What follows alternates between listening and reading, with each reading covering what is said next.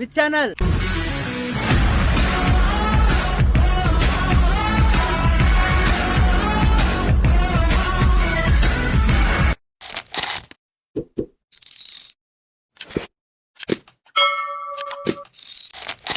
ಯಾವ ಪ್ಲೇಸ್ಗೆ ಹೋಗ್ತಾ ಇದೀವಿ ಗೊತ್ತಾ ಇವಾಗ?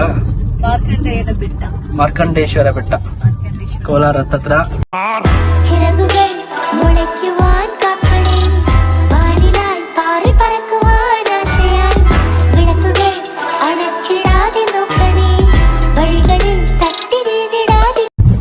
ಹೀಗೆ ಹೋಗಿ ಇವಾಗ ತಾನೇ ಹೋಗಿ ಒಂದು 500 ರೂಪಾಯಿ ಟೋಪಿ ಹಾಕ್ಸ್ಕೊಂಡ್ ಬಂದಿದ್ದೀವಿ.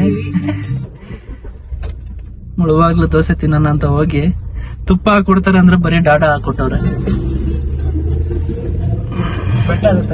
ಬೆಟ್ಟ ಹತ್ತಾ ಇದೀವಿ ಈಗ. ಆಕ್ಚುಲಿ ಈ ಬೆಟ್ಟದ ಸ್ಪೆಷಾಲಿಟಿ ಏನು ಅಂದ್ರೆ ಹೈಕ್ ಮಾಡಂಗಿಲ್ಲ, ಸೀದಾ ಕಾರು ಮೇಲ್ಗಡೆವರೆಗೂ ಹೋಗುತ್ತೆ.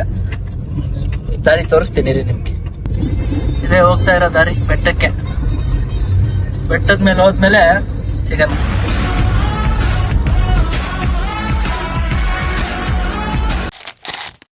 ಎಷ್ಟು ಗಂಟೆಗೆ ಬಂದಿದ್ದು ನಾವಿಲ್ಲಿ? 8:15ಗೆ ಬಂದಿದ್ದೀವಿ.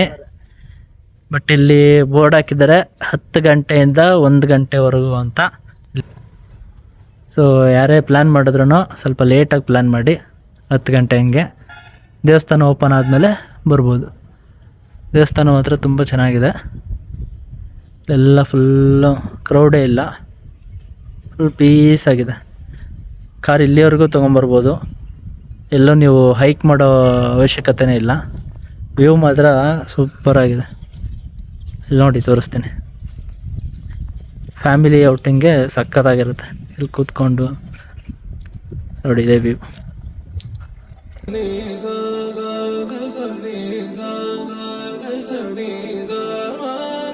ಸರೆ ಸರೆ ತೋರ ಪಡಕೋ ತದುಪರಿ ಕಥೆ ಎಟುಕೋ.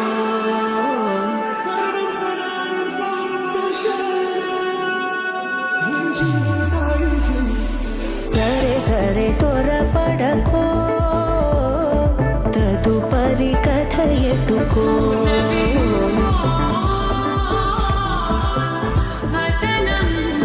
ಚಿವರಿಗೆ ఎవరెనకో